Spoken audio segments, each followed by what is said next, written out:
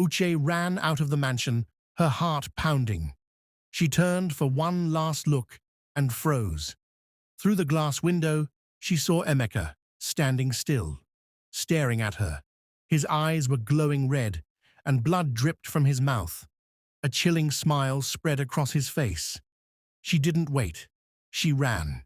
Uche had always dreamed of a perfect Valentine's Day, a day filled with love, romance, and most importantly, expensive gifts. She was a university student, and life wasn't exactly glamorous. She wanted a taste of the good life, even if it was just for one night. One evening, she sat on her bed, scrolling through Tinder, her eyes scanning the profiles of men who looked rich and handsome. That's when she saw him. Emeka. He had the kind of looks that made hearts skip a beat, and his pictures screamed wealth. He posed in designer clothes, stood beside luxury cars, and dined in five-star restaurants. Without thinking twice, Uchi swiped right and sent him a heart. Within minutes, her phone pinged. A message from Emeka. Emeka. Wow, you are so beautiful, and you look so sweet and innocent. Uchi blushed, typing back quickly. Uchi, oh, thank you, you're quite handsome yourself. That was how it all began. Over the next few days, they talked endlessly. He made her laugh, showered her with compliments, and within no time, he asked her to be his girlfriend. She didn't hesitate. Emeka. I want to spoil you, baby. Let's meet this weekend. I'll take you somewhere special. That weekend, he picked her up in a sleek black car and drove her to one of the most expensive restaurants in town. They had a lavish lunch, and afterward, he took her shopping. Uchi could hardly believe her luck as she walked out of designer stores with bags filled with luxury items. But the biggest surprise came when he handed her a stunning, sophisticated red dress. This is for our special night, Valentine's Day. I want you to look breathtaking. Uche felt like a queen. When she got home, she excitedly showed her gifts to her best friend Ada. But instead of being excited, Ada frowned. Ada. Uchi, are you sure about this guy? You met him online, and now he's buying you all these expensive things. It's too good to be true. Uchi. Oh, please, Ada. This is the 21st century. People meet online, fall in love, and even get married. Ada sighed, shaking her head. Just be careful. Something doesn't feel right about this. But Uchi ignored her. She was too caught up in the fantasy. On Valentine's Day, a limousine pulled up in front of her hostel. She stepped out, dressed in the red gown, feeling like royalty. The ride was smooth and elegant, and when they arrived at Emeka's house, her jaw dropped. The mansion was enormous, the kind of house she had only seen in movies. The gates opened automatically, and the limousine drove in. But the moment she stepped out of the car, a strange chill ran down her spine. Something about the air felt wrong, like an invisible presence was warning her. For a split second, she considered turning back, but then she saw Emeka standing at the entrance, holding a bouquet of red roses, smiling at her. Emeka. You look stunning, my love. Her fears melted away as she stepped inside. The floors were covered with rose petals, leading towards a candlelit dining room. The table was beautifully set with expensive dishes and fine wine. They ate, they drank, they laughed. But there was something unsettling about the way Emeka looked at her. His eyes held an intensity that made her skin crawl. After dinner, he suggested they watch a movie. Emeka. Let's watch something fun. But the movie he chose wasn't romantic. It was a horror film. Uchi tried to focus, but the eerie scenes only made her more anxious. Halfway through, she felt a strong urge to leave. Uch. I I need to use the bathroom. Emeka. Down the hall, third door on the left. She got up, but as she walked through the hallway, she realized she was lost. The house was too big.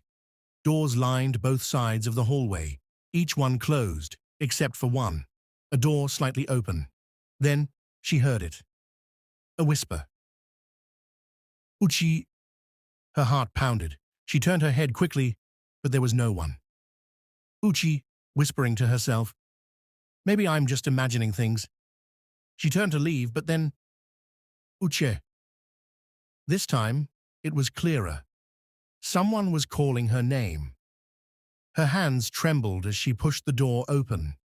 The room was dark, except for the glow of candlelight. At the center was something that made her blood run cold. A red bowl, a knife, and a red towel. She gasped. Just then, a shadow loomed behind her. She turned quickly. Emeka. His smile was no longer warm. It was sinister. Emeka, I see you found my surprise. Uchi's throat went dry. Uchi. I should go. She turned to leave, but Emeka grabbed her wrist, his grip like iron. Not so quick, my love. Fear took over as he dragged her inside. She struggled, kicked, screamed, but he was too strong. He pinned her down. Her vision blurred with tears as he overpowered her. When it was over, she lay there, broken. Emeka stood up, grinning. Emeka. I have fulfilled the condition before midnight. I won't die, after all. Uche, barely able to move, turned her head to the clock. 2 minutes to midnight. Her voice was weak, but she had to ask. Uch. What condition? Emeka knelt beside her, smirking. Emeka. I am a cultist. My time was running out. My queen mother required a sacrifice on Valentine's night, and you, my dear, were perfect. Uchi's body shook with horror. Emeka. The final step is to take your life before midnight. Then I'll have 5 more years of wealth and power. Then something inside Uchi clicked, a desperate last attempt to save herself. She started laughing. Emeka froze. Emeka. Why are you laughing? Through her tears, she smirked. Uchi. I lied to you, Emeka. I'm not a virgin. I got pregnant last year and got rid of it. Emeka's face twisted in shock. Emeka. You... what? He turned to the clock. 5 seconds to midnight. His breath quickened. But deal number, no. Then, suddenly, blood began to pour from his nose. He gasped, clutching his chest. His body shook violently. And then, he started vomiting money. Uchi screamed in horror as he collapsed, convulsing. The clock struck midnight. With one last strangled gasp, Emeka fell lifeless. Uchi gathered all the strength she had left and ran. She didn't stop until she was out of the mansion, out of that cursed house. As Uchi ran out of the mansion, she turned for one last look. Through a large glass window, she saw Emeka standing there. His eyes were glowing red, and blood dripped from his mouth. Fear gripped her, and she ran even faster, not stopping until she reached home. That night, she was too shaken to tell her best friend Ada what had happened. She barely slept, haunted by the terrifying images in her mind. A month later, she started feeling sick and decided to go to the hospital. Nothing could have prepared her for what the doctor said next. You are 1 month pregnant. Uchi's heart pounded. Her hands trembled. Sweat rolled down her back. Her legs felt weak. No, this can't be happening, she thought. I should have taken the morning after pill that day. She could see her whole world falling apart. Overcome with shock, she fainted. Now here's a question for you.